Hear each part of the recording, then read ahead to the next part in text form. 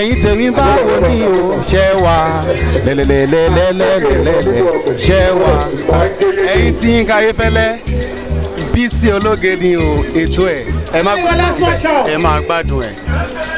ọpẹ́ ní fún.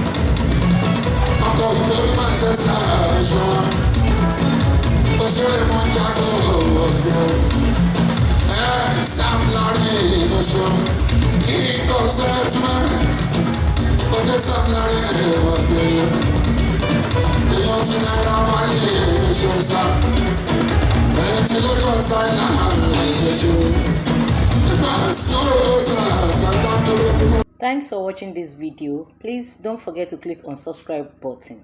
Kindly comment and share. We drop new videos daily. Thank you. God bless you.